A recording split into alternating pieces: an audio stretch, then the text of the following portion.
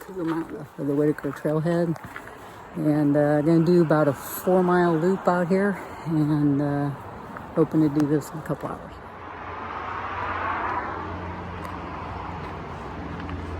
And for being in the middle of a metropolitan area, this is a big, nice, good spot.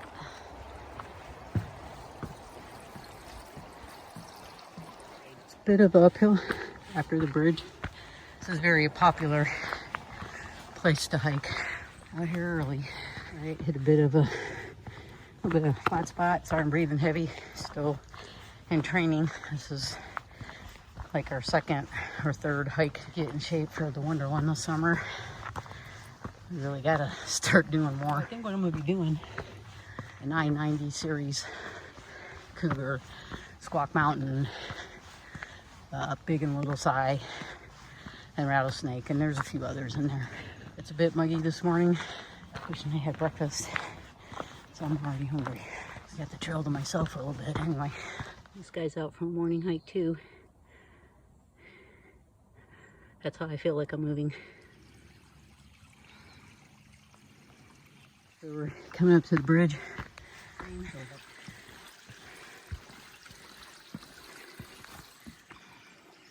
So crossing the second bridge.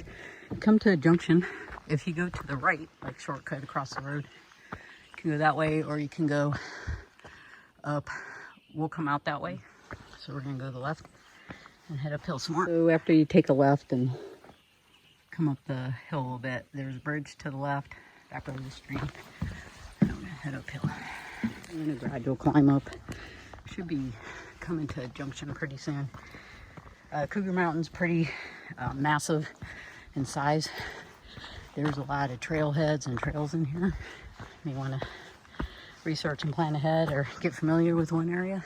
Oh, that's a big tree. Good thing I don't have to cross over that. I know some videos out there, you know, they don't show the uphill because you're sucking wind, but going uphill is hard, and that's the reality out here. A bit of a downhill. First one that I'm seeing today.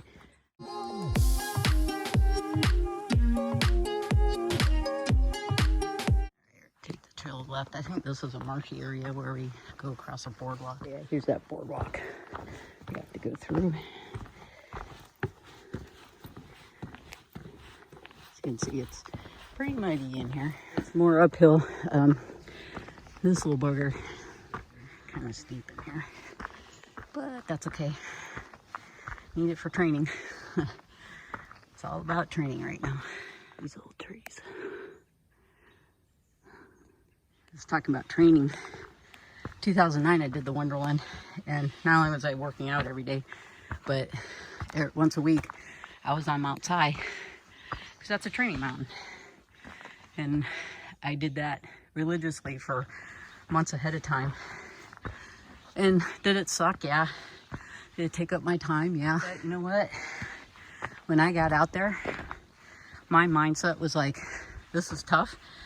But I had done Mount Si for months on end, and it prepared me for it physically and a little bit of mentally.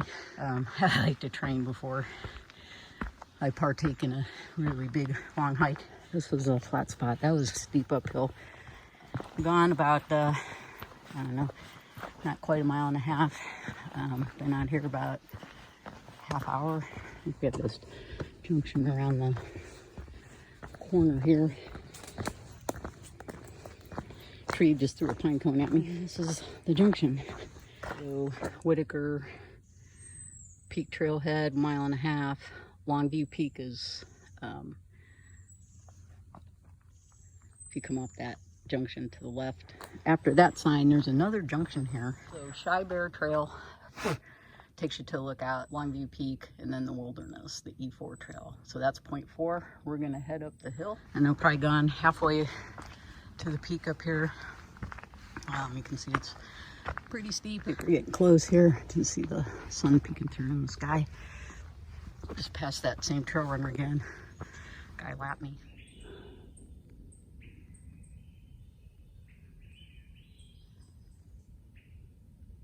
Sun's coming up. Bird song's going strong.